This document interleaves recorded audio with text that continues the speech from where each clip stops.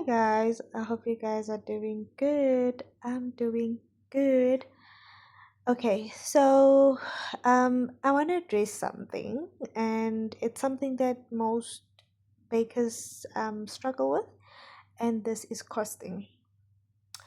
The struggle most bakers have with costing is how much do I charge for this cake? How much do I charge for this cake? And unfortunately, there's no one price fits all when it comes to the baking industry because we need to take into consideration a couple of factors, right? So it might be about the area you live in, the shops you have available, the cost of ingredients as well. So the area you live in would obviously determine how far the shops are and stuff like that, and that would need to come into play because that means that you wouldn't go to the shop quite often, or it's not easily accessible, right? Another thing is the shops that are available in your area.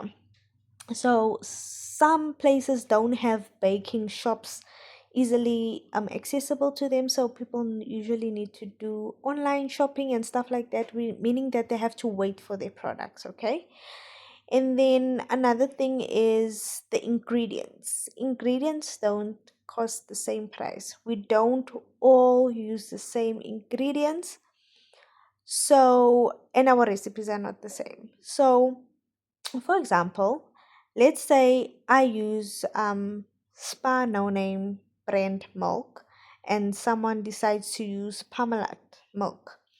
The prices of those two milks are totally different, so you need to take that into consideration.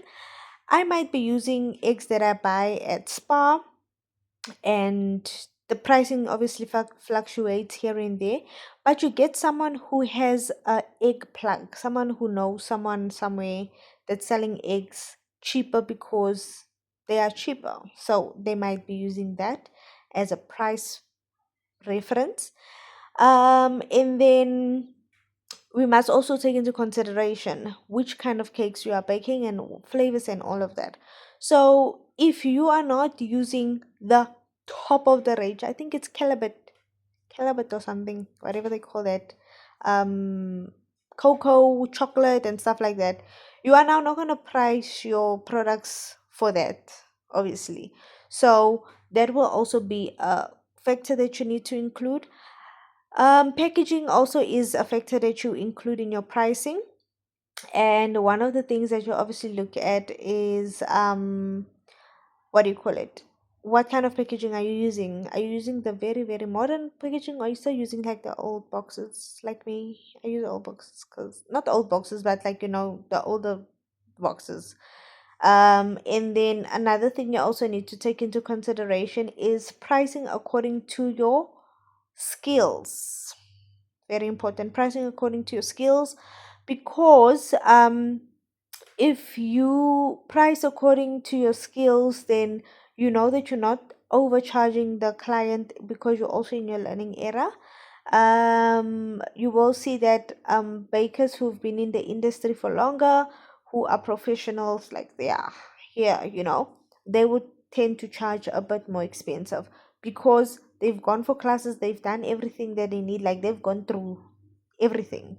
So things like that obviously does affect your pricing.